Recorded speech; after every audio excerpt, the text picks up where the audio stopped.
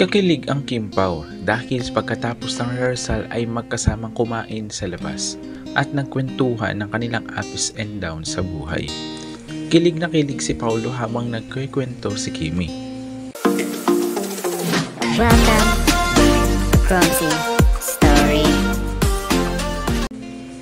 Ang kanilang production number ay talagang binigyan ng mahabang oras para ma-perform na maganda. Kaya naman sobrang pagod at kailangan nila ng pahinga at i-ready ang sarili mamaya. Pero bago yun ay kumain muna silang dalawa sa isang resto para pag-usapan nga ang kanilang relationship. Masayang masaya si Kimi at nagkaroon din ng time sila sa isa't isa. Iba din ang ngiti ni Paulo simula nang makasamang muli at magkaroon ng time si Kimi sa kanya.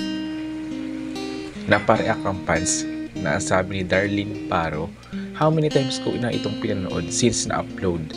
Sarap nilang panoorin. I love Kim Pao since PBB and Paulo since paglipat niya sa ABS. Always support them individually. Mas lalo na ngayon naging partner sila and always pray the partner din in the end." Sabi naman ni Agnes Lagrosa, "So happy to see you both. Happy feel kahit hindi na sila umamin. Actions speak louder than words. Ibinigay lang natin sa kanila yung privacy gusto nila. Basta happy na tayo kasi nasa tamang tao na si Kimi at si Paulo. Yan ang tadhana. Thank you, God."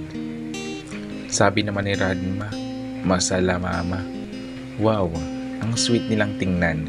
Busy sila talaga." Sulitin ang kaunting time nila sa isa't isa dahil magiging busy na naman sila pagbalik sa Pilipinas. Kaya naman ang mga fans ay masaya at hindi na pigilang mag-comment. Kaya kayo ay mag-comment rin sa ibaba. Yan lang ang chika update. Halina't mag-like, share, and subscribe. Maraming salamat sa inyo.